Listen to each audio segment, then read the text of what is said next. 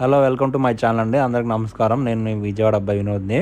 నేను అరుణాచలం వచ్చానండి. ఇప్పుడు నేను రూమ్ నుంచి దర్శనానికి ఎలా వెళ్ళాలి, గిరి ప్రదక్షిణ ఎలా చేయాలి మీకు మొత్తం డీటెయిల్గా చెప్తాను ఫ్రెండ్స్. స్టెప్ బై స్టెప్ అంతా చూడండి. స్టార్టింగ్ ఇది మా రూమ్ అండి. హోటల్ రింగా రెసిడెన్సీ అని ఉంటుంది. ఈ హోటల్ వచ్చి టెంపుల్కి పక్కనే ఉంటుందండి, చాలా నియర్ బై. రూమ్ కాస్ట్ వచ్చి 2500 అండి పర్ రూమ్ అయితే చాలా చాలా బాగుంది. ఇప్పుడు నేను ఫ్రెష్ అయిపోయి దర్శనానికి వెళ్తున్నాను. రూమ్ నుంచి బయటికి రాగానే లెఫ్ట్ సందులో తిరిగితే మీకు గోపురం కనిపిస్తుందండి. ఇదే గోపురం. ఇక్కడ అంతా షాపింగ్ మాల్స్ అన్నీ ఉంటాయి.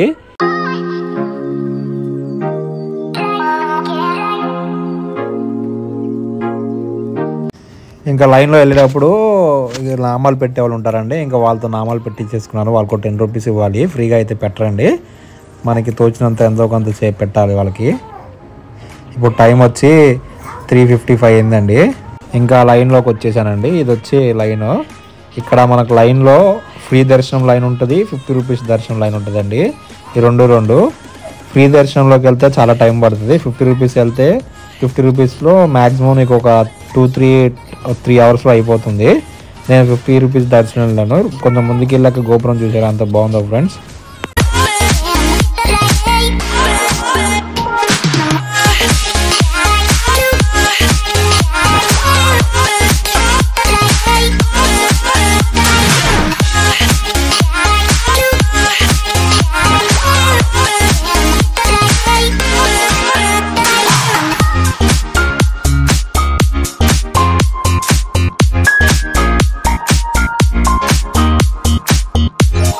మొత్తం 3 గోపురాలు ఉంటాయండి. మనం ఎంట్రీ అయిన కాంచి 4వ గోపురం లోపలగా స్వామివారు ఉంటారు. 2వ గోపురం అండి ఇది.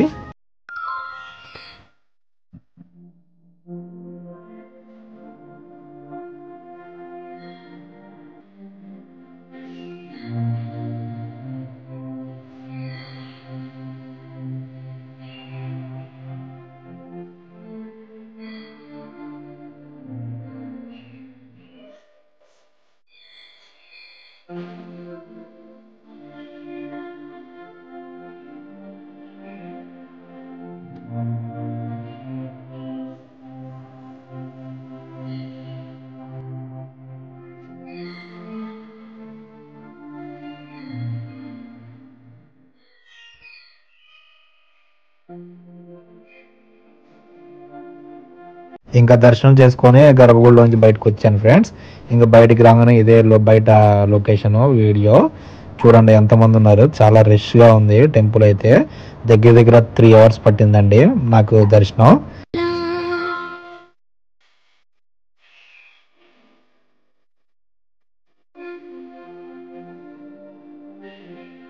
ఇంకా బయటకు వచ్చిన తర్వాత పక్కనే అమ్మవారి టెంపుల్ ఉంటుందండి. ఇంకా అమ్మవారి టెంపుల్ లైన్లోకి కూడా వెళ్ళాము. ఇది అమ్మవారి టెంపుల్.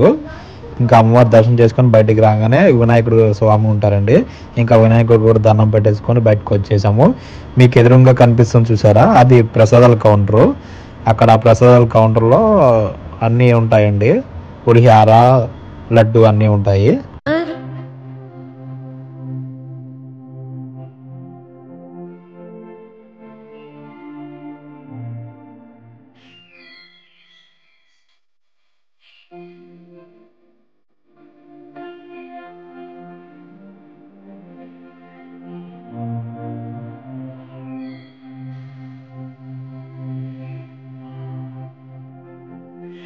ఇప్పుడే బయటకు వచ్చానండి. టైం వచ్చి 6:30 అవుతుంది.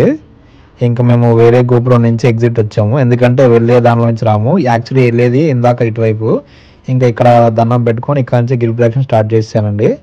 ఇంకా కొంచెం ముందుకు రాగా రైట్ తీసుకుంటే ఇది గిరి ప్రదక్షిణ స్టార్ట్ చేసే రూట్ అండి. ఇటువైపు వెళ్ళాలి. ఇటు నుంచి మీకు అలా కొంచెం ముందుకు నడవగానే ఫస్ట్ ఇంద్రలింగం వస్తుందండి. అదే ఇంద్రలింగం చూశారు కదా.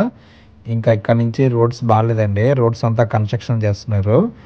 దగ్గర ఒక 1.5 కిలోమీటర్ వరకు రోడ్స్ కన్స్ట్రక్షన్ చేస్తున్నారండి. ఇక్కడ నుంచి మళ్ళీ రోడ్డు బాగుంది. ఫస్ట్ టైం వచ్చిన వాళ్ళు ఏం ఇబ్బంది పడవసరం లేదండి. ఇలా మీకు వెళ్ళే రూట్లో గిరి ప్రదక్షిణ చేసే రోడ్డు అనే రాసి ఉంటుంది, అది చూసుకుంటూ వెళ్ళిపోవడం. ఎందుకంటే కొన్ని కటింగ్స్ వస్తూ ఉంటాయి, దానివల్ల కొంతమంది షార్ట్ కట్గా వెళ్ళిపోతారండి. అదే అలా చేస్తే మీకు లింగాలు కనిపించవు. ఇది సెకండ్ వచ్చి అగ్నిలింగం అండి. ఇది ఈ సందు లోపలికి వెళ్ళాలి. నేను టెంపుల్స్లో ఎలాగో శివుని చూపించలేను కాబట్టి డైరెక్ట్గా మీకు ఓన్లీ బయట బోర్డు వరకే చూపిస్తున్నాను. ఇంకా ఇప్పుడు నెక్స్ట్ వచ్చి మన రమణ మహర్షి ఆశ్రమం కనిపిస్తుందండి. దాని బయట చూసారా ఫారినర్స్ ఉంటారు, ఎక్కువ ఫారినర్స్ ఈ రమణ మహర్షి ఆశ్రమంలో ఉంటారండి. మీకు కనిపిస్తున్న బోర్డు చూసారా, అదే రమణ మహర్షి ఆశ్రమము. ఇక్కడ ఫారినర్స్ వచ్చి అలా 6 months 1 year అలా ఉండిపోతారండి.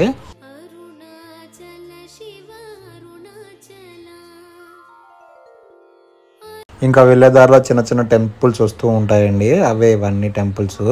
ఇంకా వెళ్ళేదారిలో టిఫిన్ వేస్తూ ఉంటారండి. ఇవి వచ్చి గుంట పునుగులు, ఎందుకంటే నడిచే వాళ్ళకి ఏ ప్రాబ్లం రాకుండా ఎనర్జీ రావాలని చెప్పి వేస్తూ ఉంటారండి. ఇప్పుడు వచ్చేది మనకి వెళ్ళేదారిలో ఇలా బోట్స్ కూడా ఉంటాయి. ఇప్పుడు వచ్చింది యమలింగం అండి.